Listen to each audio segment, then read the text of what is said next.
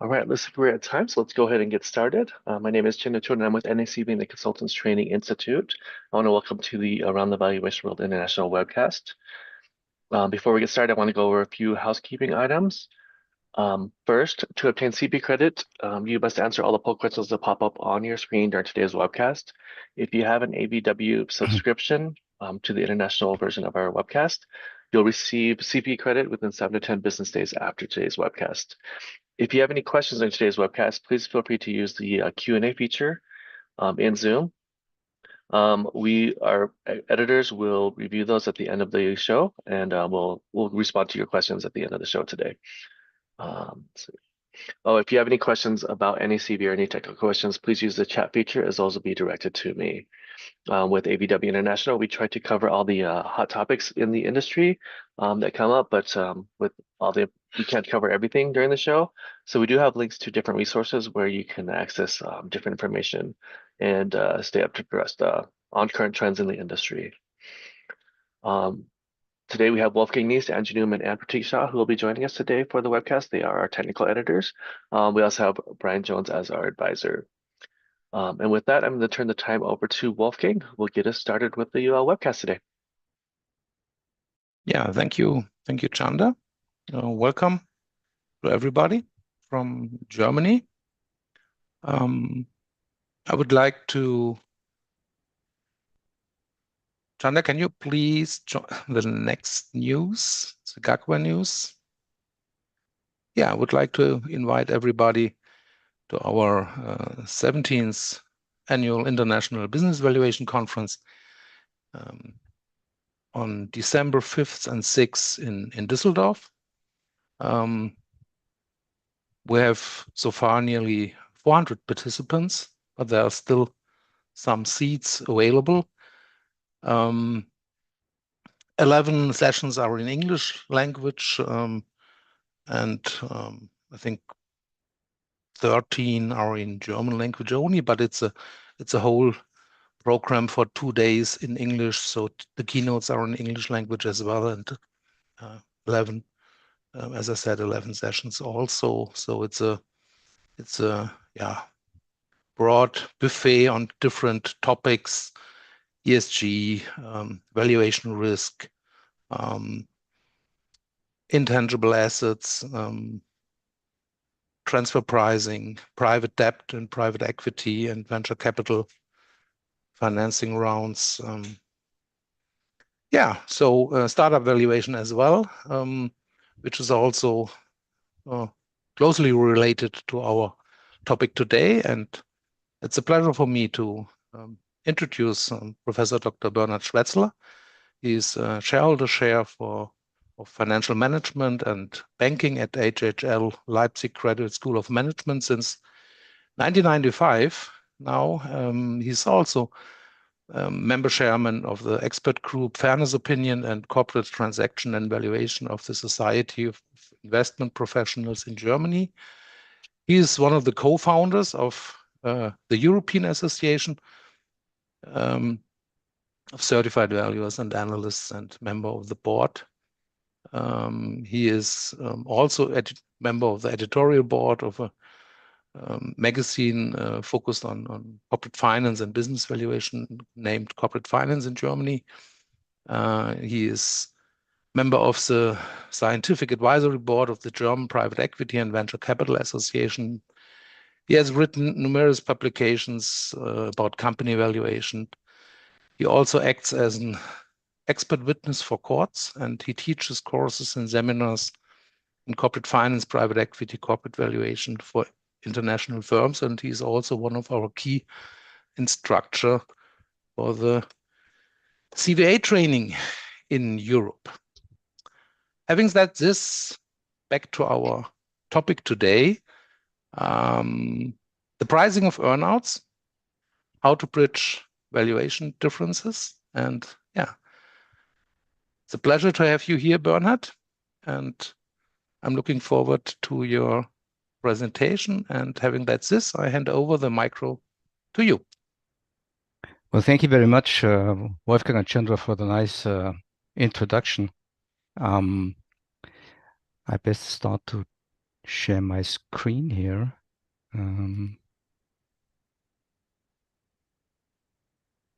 Looks So good. you see my Perfect. slides? Okay. Yeah, perfect. Wonderful. Okay, the topic of today is pricing of earnouts, how to bridge valuation differences. I've been told that I've got 45 to 50 minutes for the presentation. We will have some time at the end left for Q&A. So this is what is waiting for us. I would like to make a brief introduction on definition and motives, why or when is it wise to use earnouts, and when is it more wise to leave the fingers from it. We will talk about design. I have provided some material on empirical features of earnouts if they are coming into play, and we will also already discuss how to choose the right parameters for these earnouts. And then, of course, we dive into the wonder world of option pricing because we will find out, or I hope that we will find out that option pricing is a valuation method that is very, very well suited to deal with the contingent property of the payments of an earnout structure. And finally, I would just like to highlight how, based on these option pricing models, we can show that a deal that otherwise would not happen due to different expectations with respect to the cash flows of the underlying asset and of the firm. You can use an earn-out contract in order to make this transaction still happen. Yeah. So bridging gaps in reservation prices via earn-out clauses. So as I said, I hope that I will be finished in 45 to 50 minutes, and then we can handle and discuss your questions. Yeah.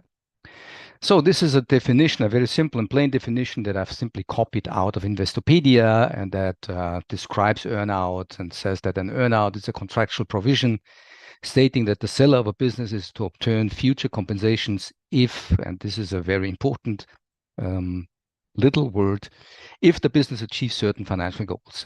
And you see that I've marked this and inked this if red because that already points into the direction that we are dealing with conditional payments, with contingent payments, and that, of course, is paving the way to the idea that option pricing theory and option pricing models are very, very well suited to deal with these conditional payments. Yeah. So here I have a list that is not complete, but highlights at least the most important motivations why it might make sense to think about adding an earn-out clause into a purchase agreement.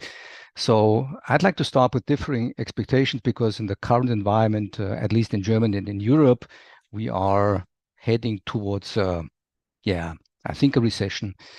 And then usually the expectations about the future cash flows that a company is able to provide are going to differ and start to differ strongly between buyer and seller. And usually the seller is familiar with her business and is a bit more optimistic than the buyer.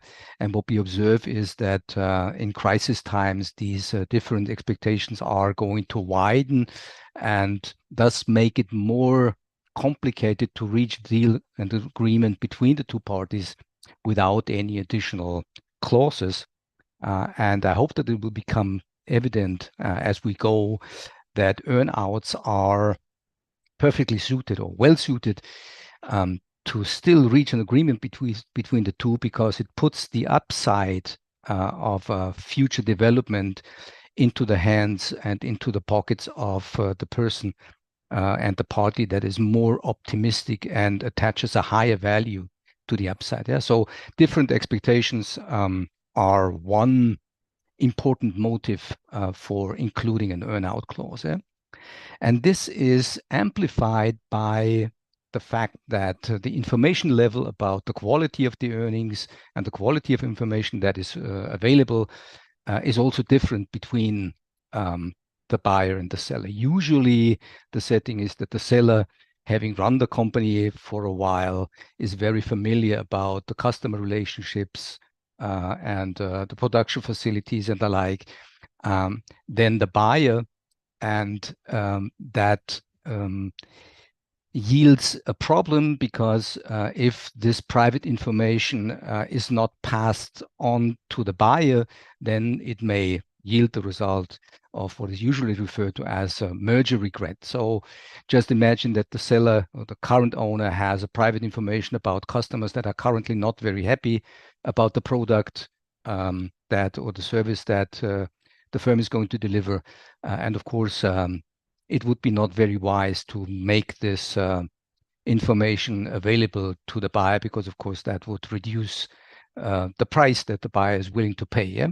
Of course, there are measures like, in that sense, due diligence processes to, let's say, to reduce this information asymmetry, but still, usually you can say that there's always still an asymmetric information left over that plays into the cards of the seller. Yeah?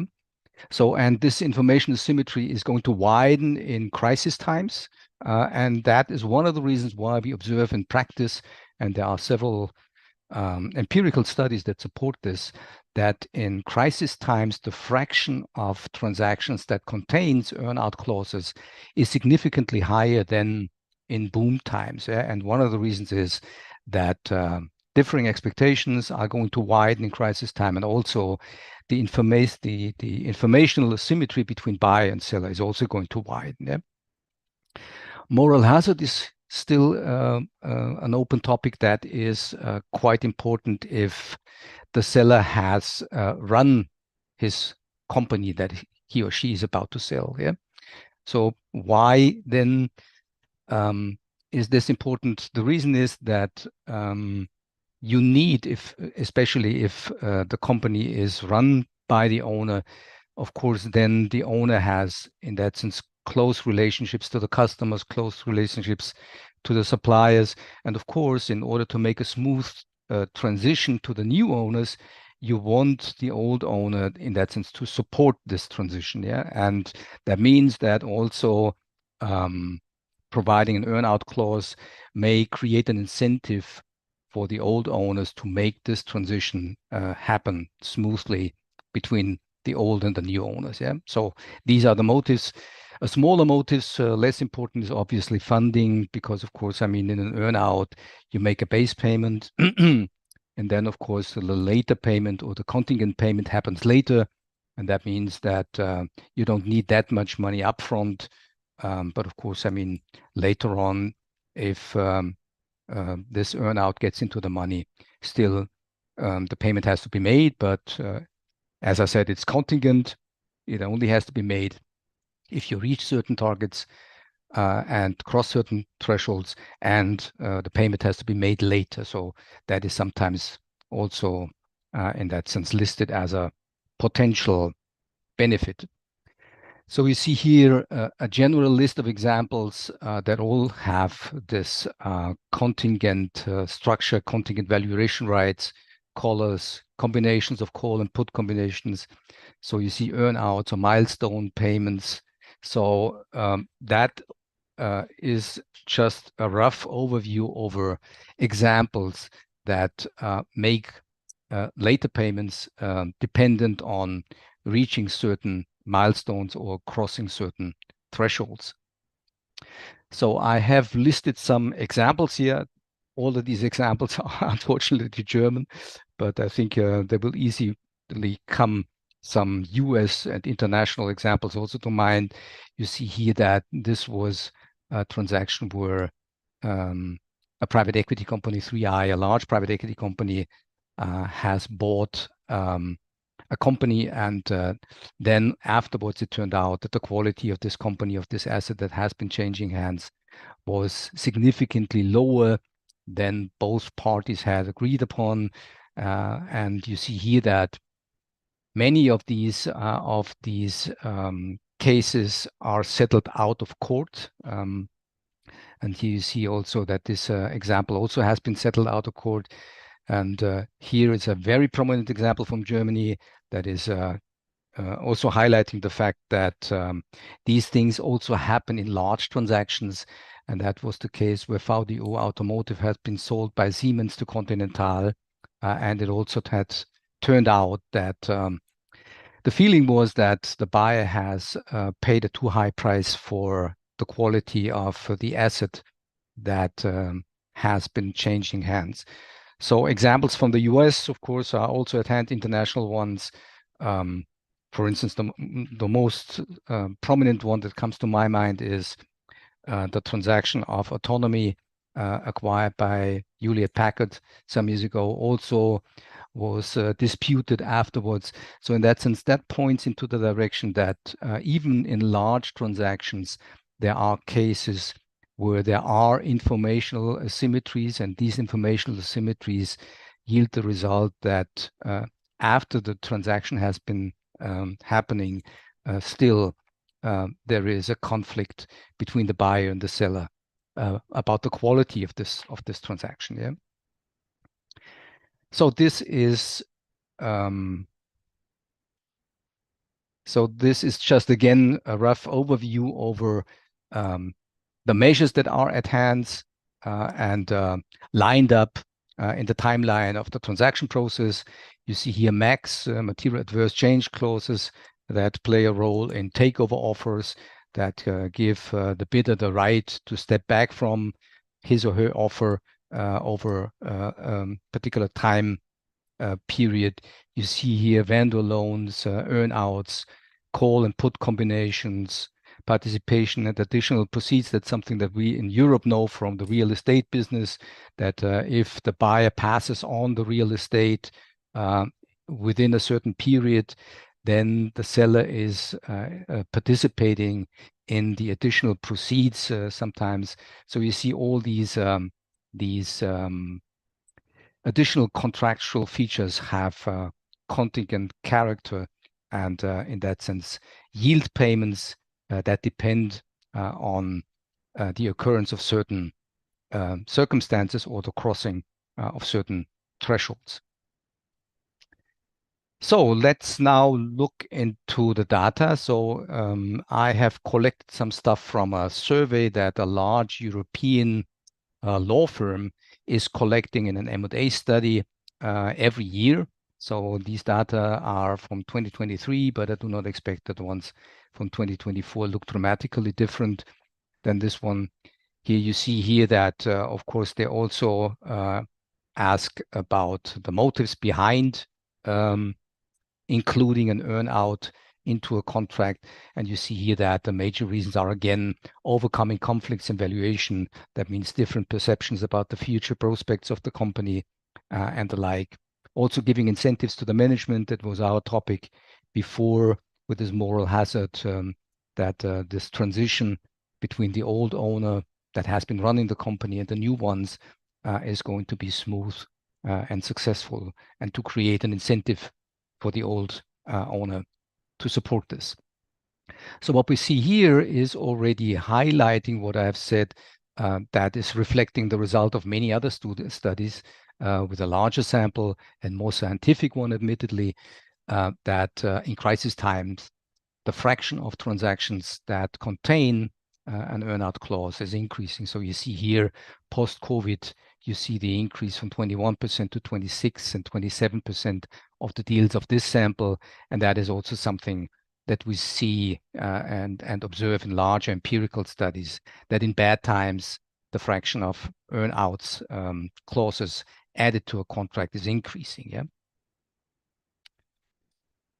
So specific motivations, again, you see here again the same study, and you see also that the fraction of earnout or of deals that happened, including an earnout clause, is directly related to, let's say, problems in finding the appropriate value of the underlying asset. Yeah. So you see here in real estate or hotels and leisure, you have a real asset that is probably not as complicated to be valued than, for instance, here in the life science and healthcare sector. And that, of course, is also reflected by the fraction of transactions in these industries that have a high fraction of immaterial assets, also fast growing companies with not yet settled business cases and business models that are difficult to be valued.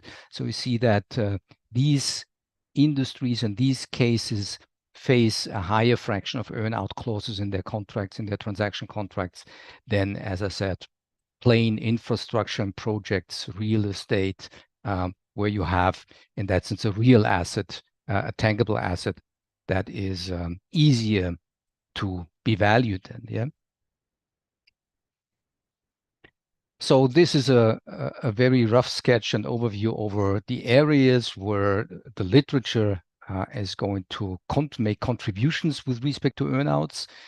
So of course, accounting is an issue because of course this is a conditional component of the purchasing price and also a conditional liability.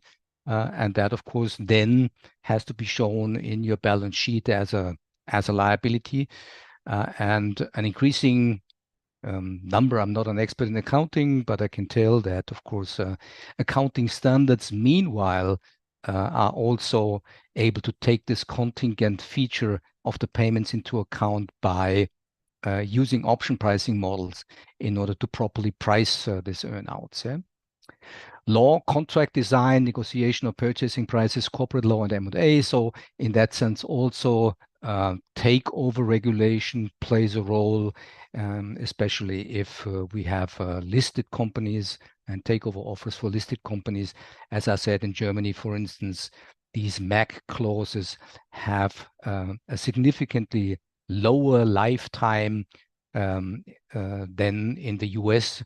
They are only valid during the offer period in German takeover law, which is 8 to 10 weeks at the max, whereas in the US, these MAC clauses have a significantly longer lifetime. Yeah? So also the legal environment plays a role when valuing these different contractual features.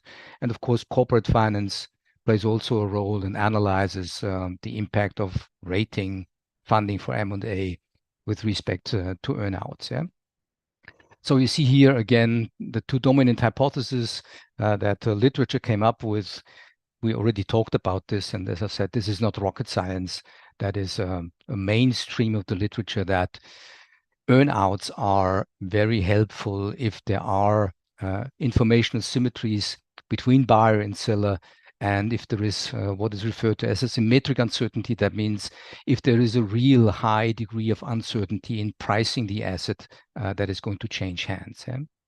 Effectiveness, there are empirical studies that also try to find out how the capital market reacts on certain properties of earnouts by looking at the abnormal returns at, in that sense, at the moment where the conditions of the offer are published. And so we have a broad set of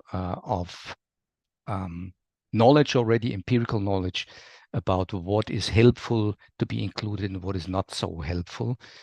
And the modeling, this will be my major point that I would like to make today, is that of the approaches that are used in practice, not all are meeting the requirement that they actually explicitly model this contingent feature of the payments. Yeah? So I have, as Wolfgang mentioned, sometimes I'm also involved in valuation problems and asked for support.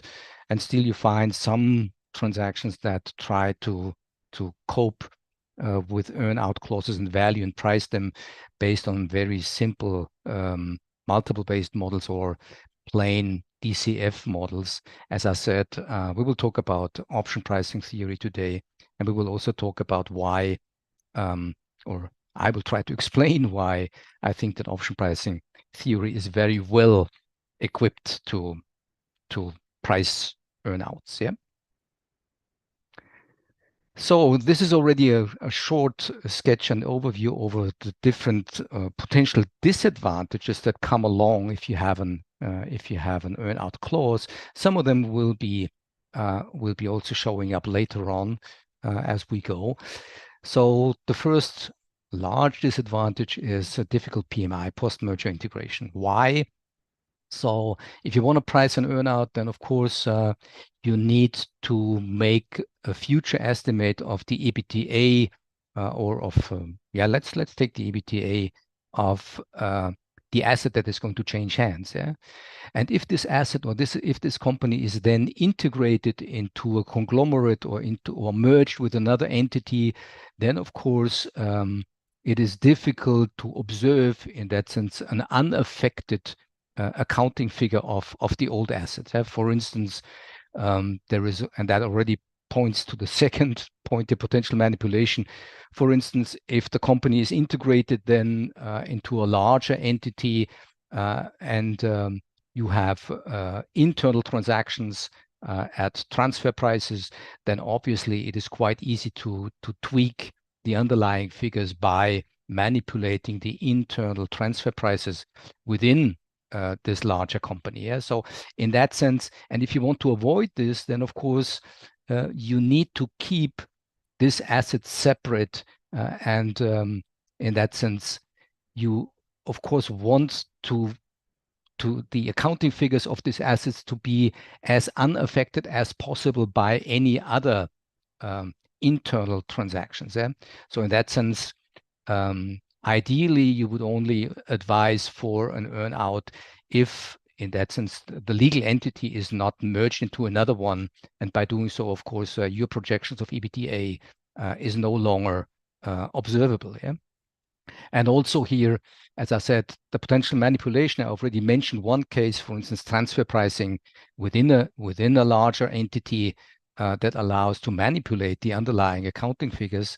That is also, of course, potentially happening even if the company stays a single legal entity, because the new owner still may postpone sales, for instance, in order to manipulate the underlying accounting figures to miss or to reach the trigger value that, in that sense, needs to be crossed to make this payment happening. So potential conflicts, I lined out here the risk management. Why I do this will become clearer later on. So there are certain white spot and discretion in the contractual clauses. So in that sense, you cannot cover with the contract any future uncertainty that comes along. And of course, that is then yielding the result that there might be conflicts that are arising after you have signed the contracts. Yeah? And then, of course, you may then end up in front of an arbitration entity in court. Solvency risk, here there is a credit risk for the seller. I mean, it's rather unusual case, but still it might be happening that even if this earnout gets into the money, that means if this threshold is passed and the underlying accounting figure is higher than the trigger value, that still the company is not able to make the payment. So there is always a certain credit risk left for the seller, that even if the positive end is going to occur, that the money or the payment cannot be made by the company. So I would like to discuss now some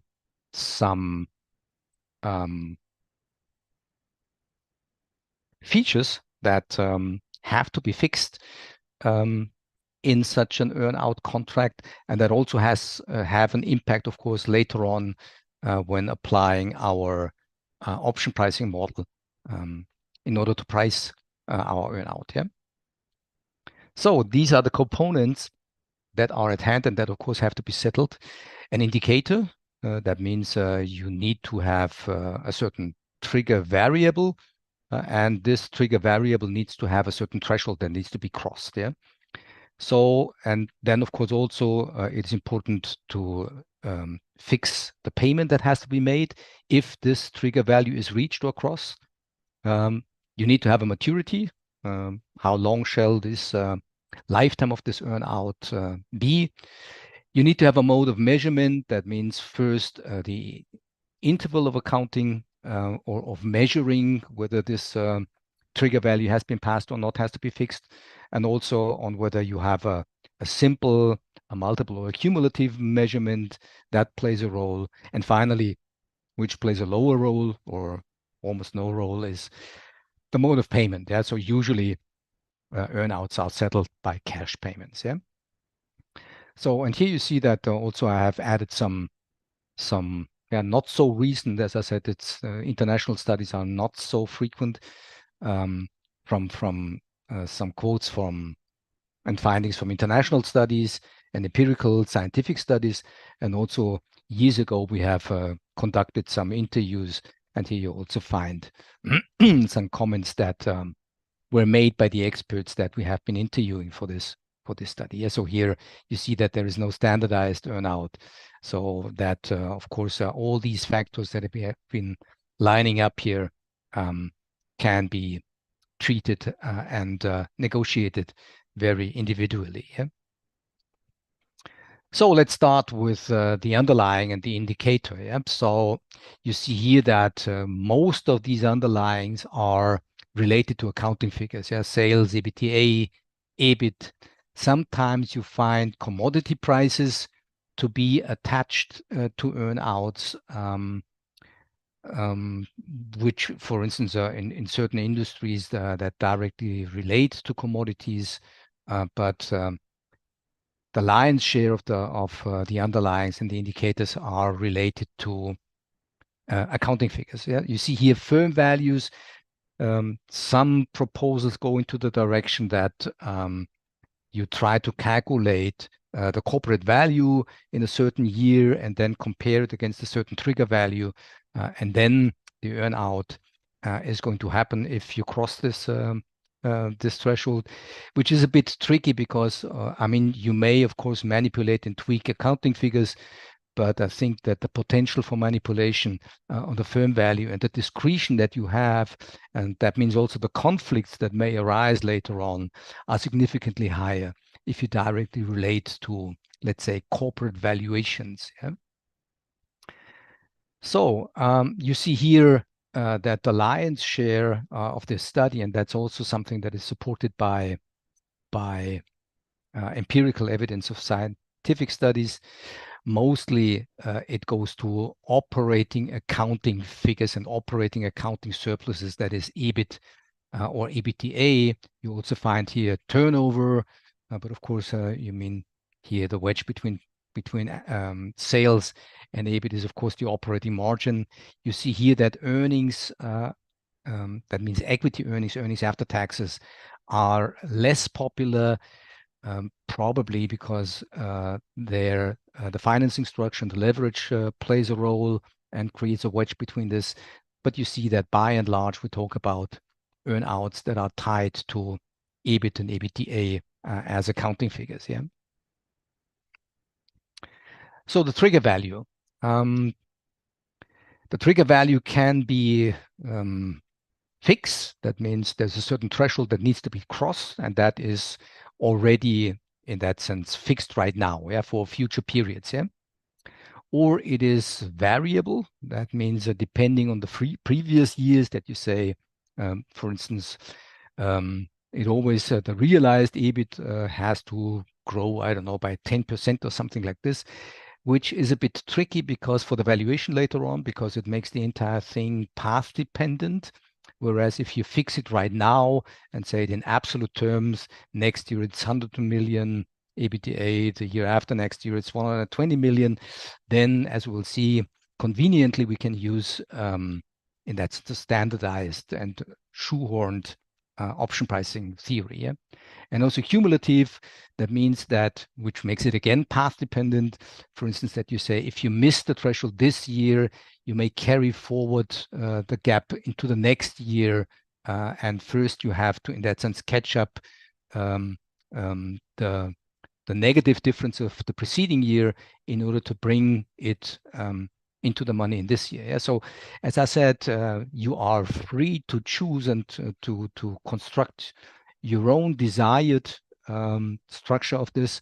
But as I said, as things become more complicated, as I said here, for instance, cumulative, then the pricing of these earnouts also tends to be more complicated, because then, as I said, path-dependent solutions then mostly beg for simulation based valuation approaches. Yeah. So you see here that again, this expert interviews also point into the direction that there's a high discretion and also a high level of in that sense, space where both parties can settle. Yeah. The amount of payment, you may, of course, make a fixed payment. That means if you cross the threshold, then independently from how far you cross it, you pay a certain amount. Yeah.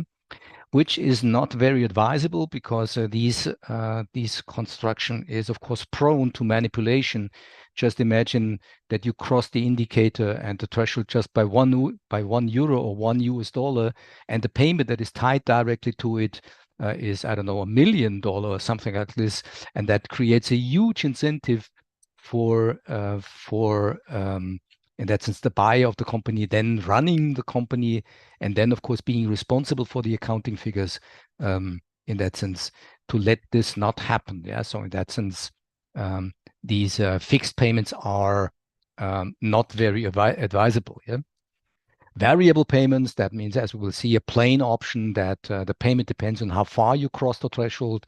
And here, with or without cap, of course, you may also limit the upside by saying, if in that sense the indicator variable crosses a certain upside barrier, then there is no further payment that you make. Yeah.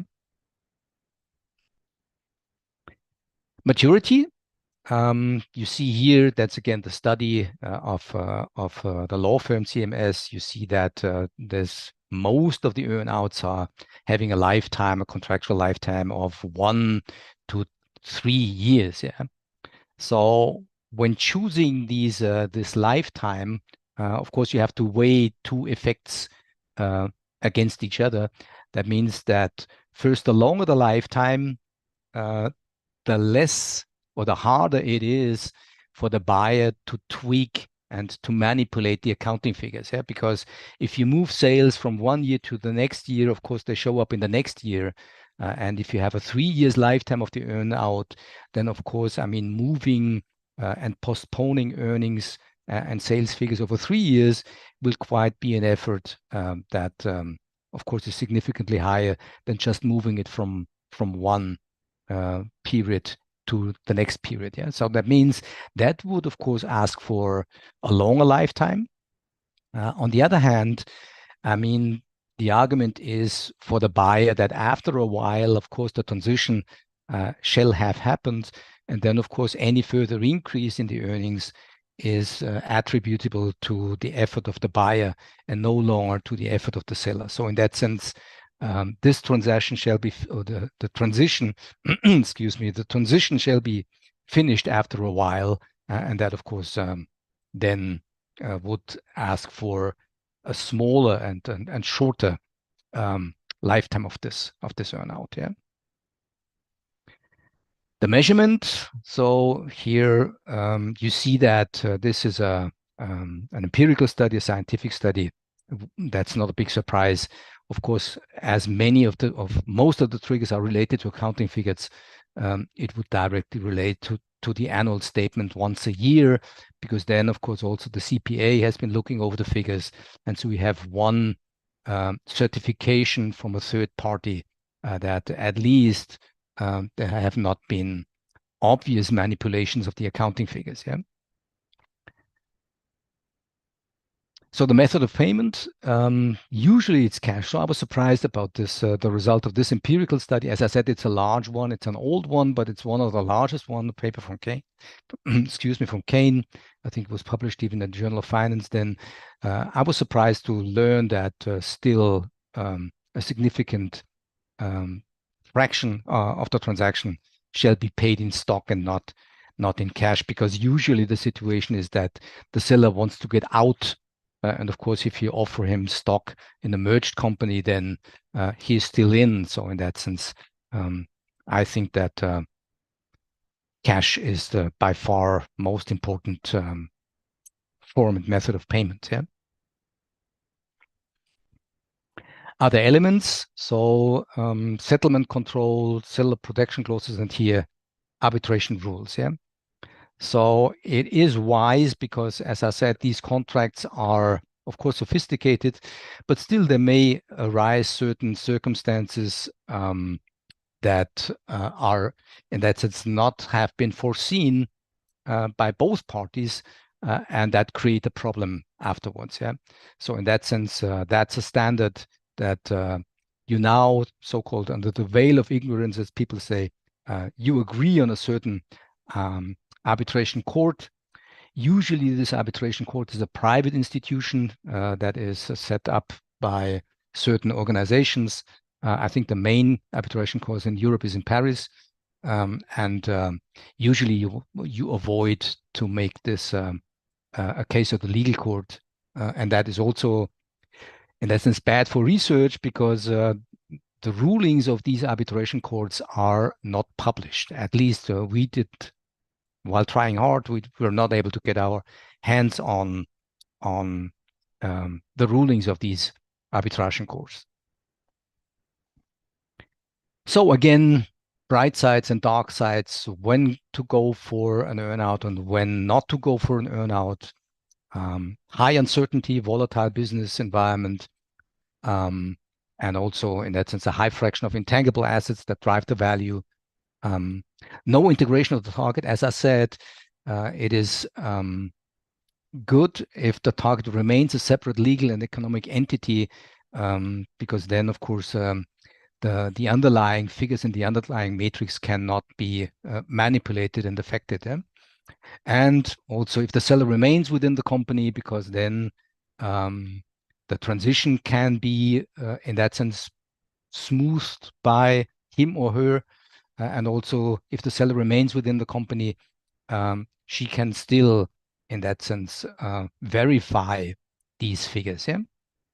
Earnouts are less. So here, private equity, for instance, is a classic case for earnout structures because they are usually the legal entity is, at least as an economic entity, is not changed. Whereas here, strategic acquisitions in corporations or groups usually want to fully integrate the target company in order to reap the benefits of the synergies. And that, of course, means that the accounting figures that most of the earnouts are going to rely are affected by internal profits and loss statements and also internal prices, transfer prices, and by doing so, of course, are no longer independent. Yeah. And of course, here, if the seller leaves the company early, then obviously this transition argument also is going to vanish and lose importance. Yeah. So now I'm a bit behind, but now finally let's go to our pricing of earnouts. Yeah.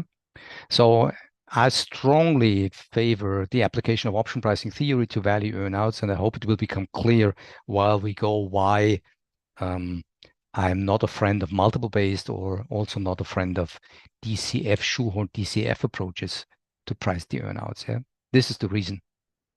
So you see here that we have here an example EBITDA distribution,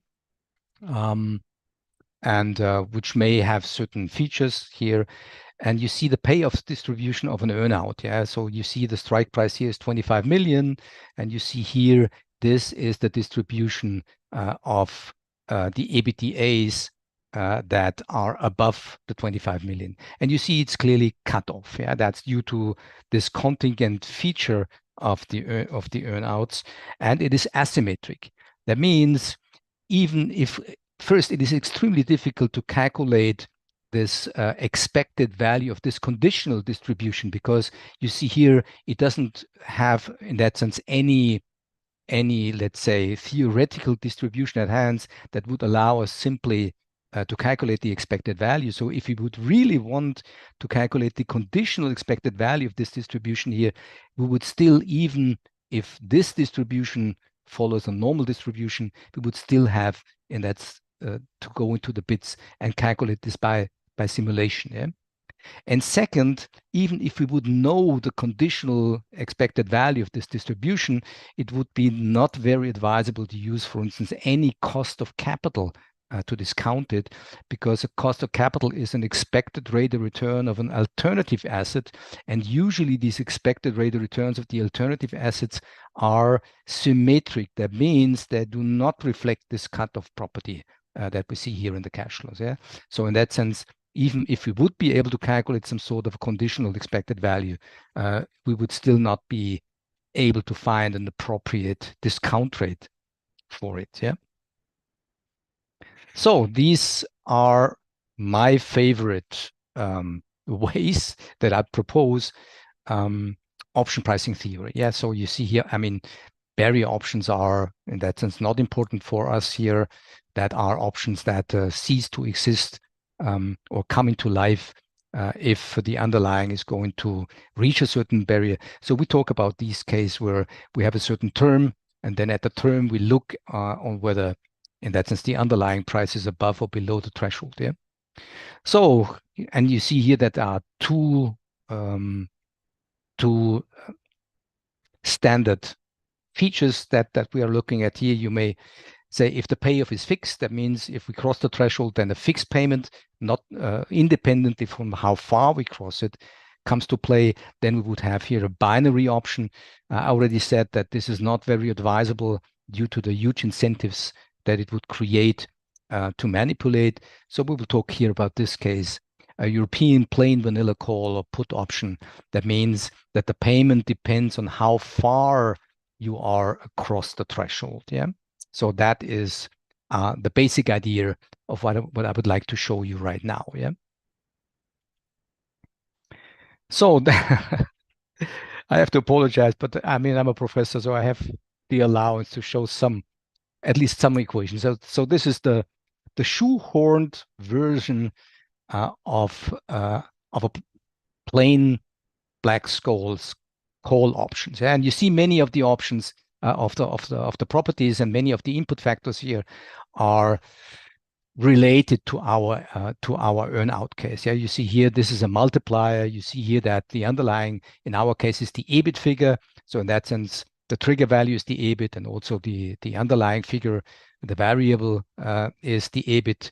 You see here that we have a certain strike price that is also equal to option pricing theory. That is the threshold that has to be crossed. You see here the riskless rate. You see the lifetime of the option.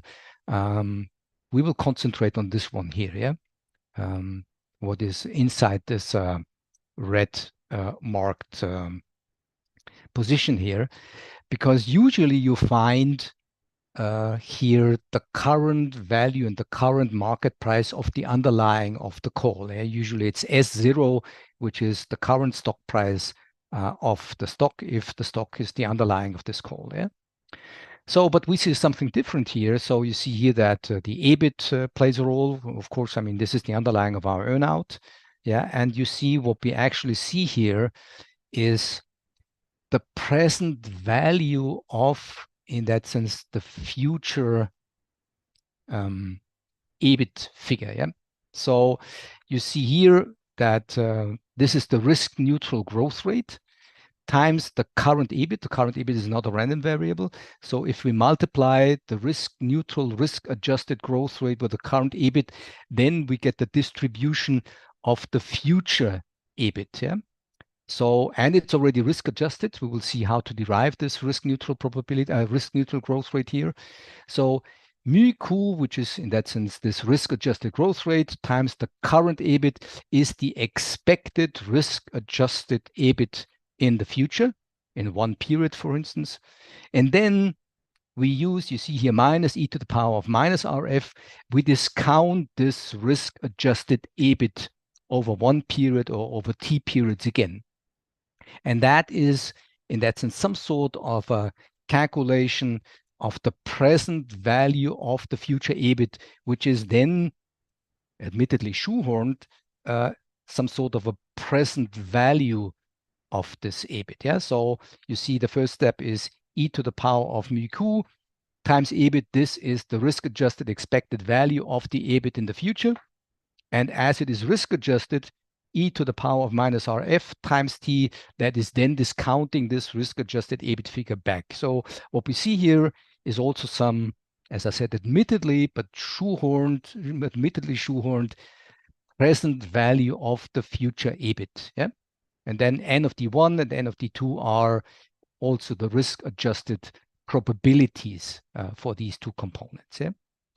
So I just would like to highlight where to get this risk-neutral probability from, because we can derive it via the capital asset pricing model.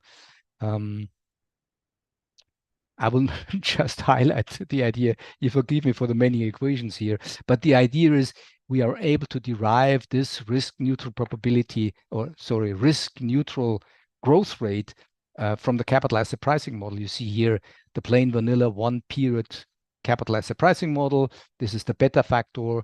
You see this version is simply saying we add a risk premium on the discount rate, and we discount the unadjusted future expected cash flow, but we may rearrange and then arrive at this one here, which yields the same result, but is not very popular, by saying we calculate the certainty equivalent. That means that we adjust the expected value of the future cash flows by here an adjustment factor that also depends on the covariance as our beta factor, and then discount this risk-adjusted cash flow with a riskless rate.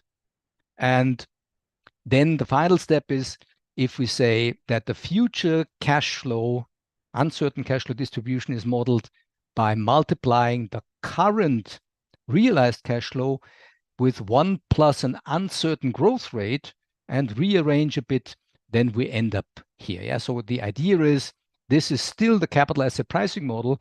We simply use the capital asset pricing model in order to calculate some sort of a risk-adjusted growth rate. Yeah? And the risk-adjusted growth rate is the expected growth rate. And here you see the adjustment goes, of course, as the capital asset pricing model would suggest, here by the market price of risk. And of course, that's also quite common to the capital asset pricing model, is driven by the covariance between the uncertain growth rate and the rate of return on the market portfolio. So as I said, you forgive me for the equations, but that's how to derive these risk-adjusted growth rates. Yeah? So, and then of course, these risk-adjusted growth rates are used here for calculating this sort of a present value of the underlying future EBITs. Yeah?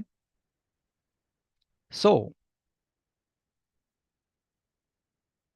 one final detail is also the choice of the process of the uncertainty that drives our underlying, and whether it's a geometric Brownian or an arithmetic Brownian motion. So usually these Black-Scholes equations all rely on geometric Brownian motions, and the reason is because then you can work with a standard deviation that is constant, a periodic standard deviation that is constant over time. Yeah.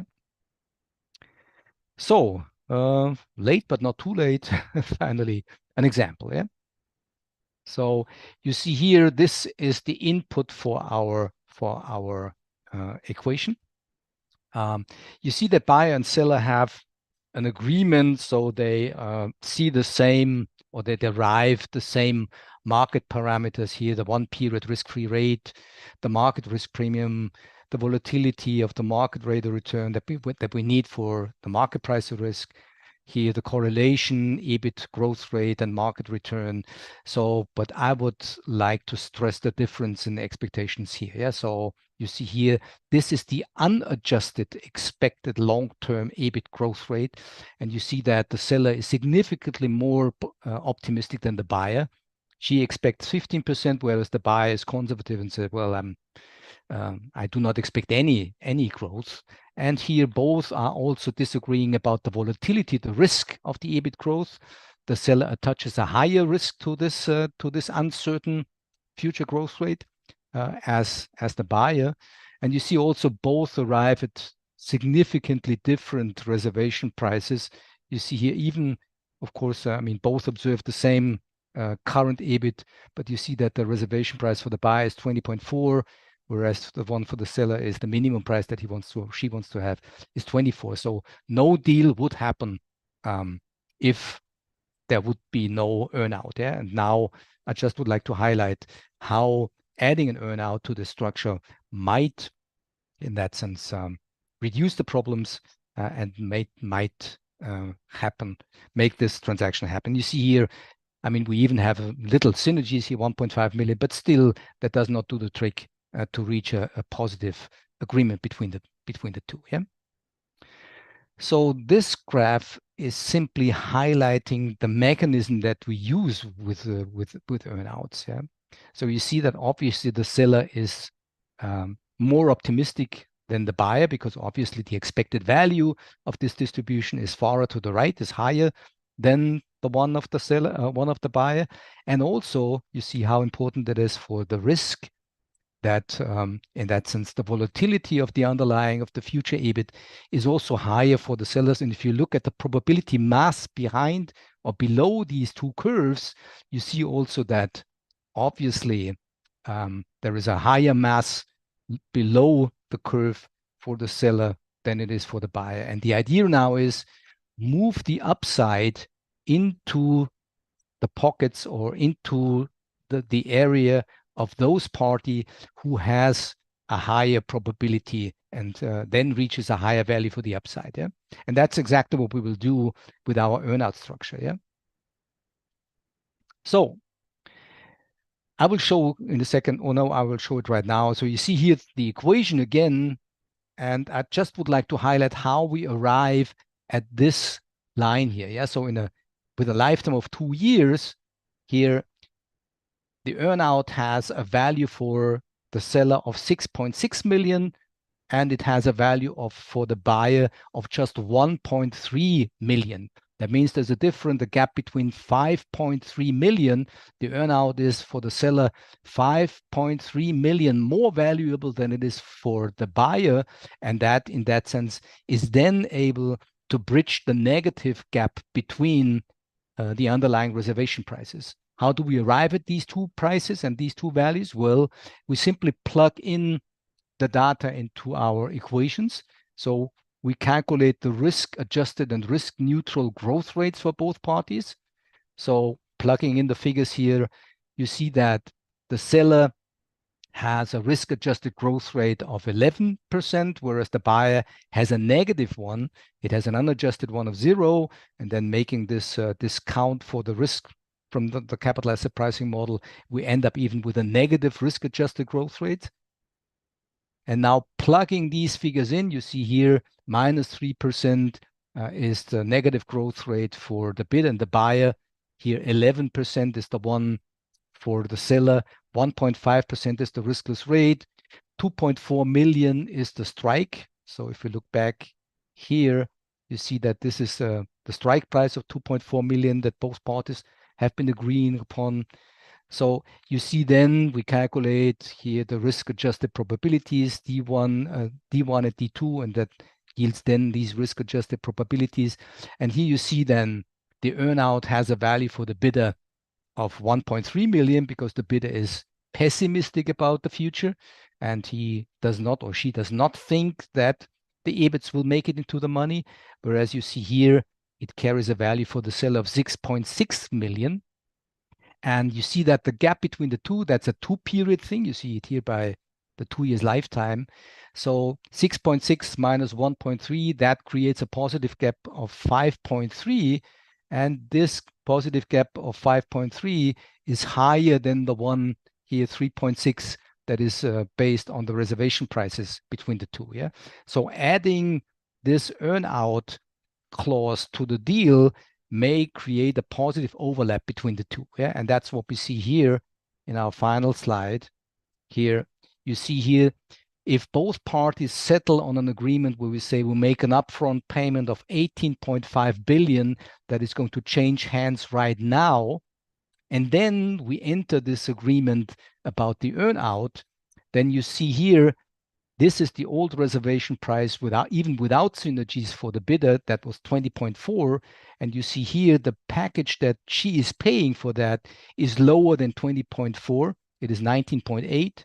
Whereas on the other hand, the seller receiving 18.5 cash, being long in the earnout with a price of 6.6, and that combines to a total value of 25, which is also above the reservation price. Yeah. So you see that is a nice example how earnouts might help to create valuation gaps and make transactions happen. One caveat, these calculations create the impression that it's, in that sense, quite simple to price such an earnout. Of course, I mean, this is a rough estimate. All of these parameters are, of course, to be estimated. So there is considerable uncertainty about the parameters input. So avoid the temptation to, in that sense, believe that this is a plain, clear-cut figure, the 6.6 million. Of course, this is also subject to, in that sense, the usual, so to speak, the usual discretion and the usual uncertainty that we are used from our day-to-day business to be related to DCF valuation. So in that sense, this is still, of course, to be treated with great care and also with due diligence, of course. Yeah. So that's it. One final thing that I would like to add here, as this equation here shows, or this one is, sorry, excuse me. Careful, careful, careful. Here. The value of the earnout depends crucially on the volatility of the underlying EBIT. And one way that is sometimes used to manipulate the earnout outcome is, in that sense, to change the risk management policy after the contract has been signed. You see here that due to the option pricing feature and the option-like feature of the earnout, of course, the seller is interested that the volatility is as high as possible, and it is not to be changed compared to the volatility that she has estimated when pricing the earnout. Whereas, of course, the buyer may, of course, have an interest to introduce a very, very strict risk management policy, by doing so, reducing the volatility of the underlying, and by doing so, destroying the value of the earnout for the buyer. Yeah? That is for the seller, excuse me. And that is something that has to be borne in mind. That is an important factor that is quite often overlooked within the clauses. It is, and as I said, I've witnessed one case where this was, in that sense, a conflict after that broke up, of course, after the earnout had been signed, that you also enter a clause that says you give certain rules, very strict rules for the risk management policy that has to be in place while this earnout is alive. Yeah. So that's it. Thank you very much. But as I said, I had to tell because that was my personal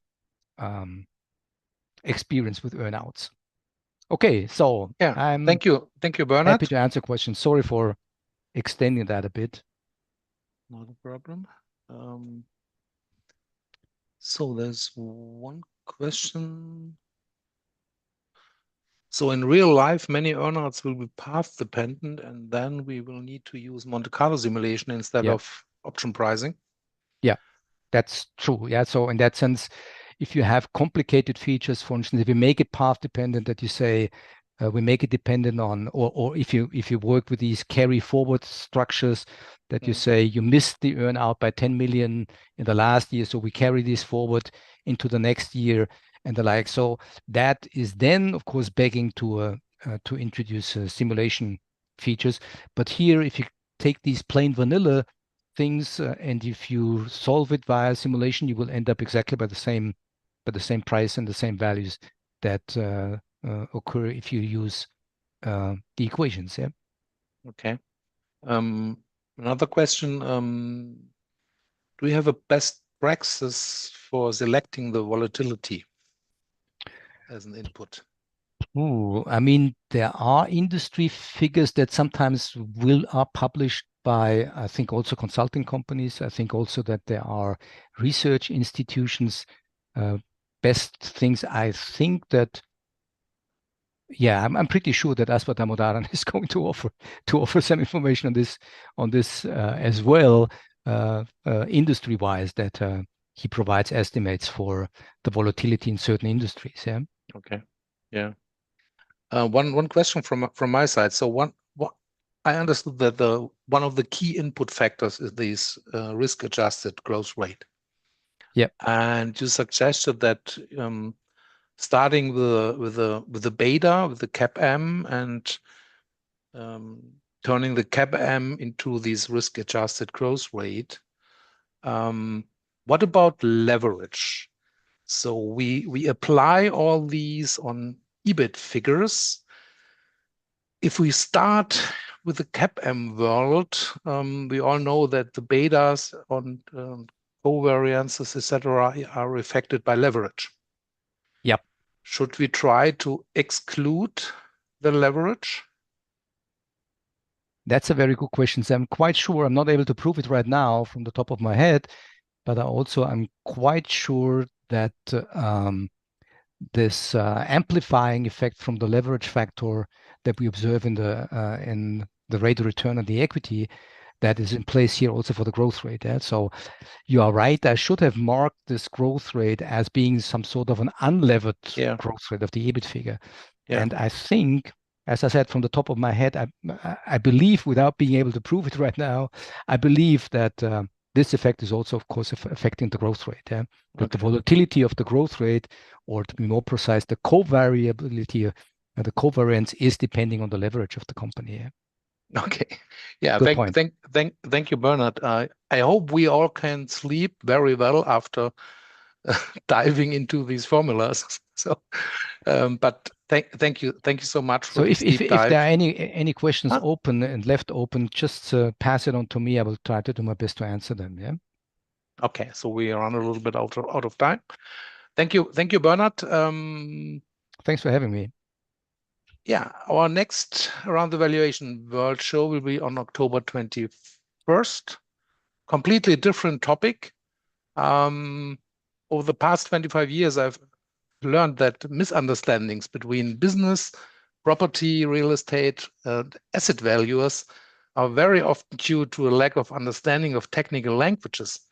And I recently learned this in a CVA training course in Switzerland, where the term capitalized earnings value method means something fundamentally different to what we do in Germany, for example, and we all speak German language.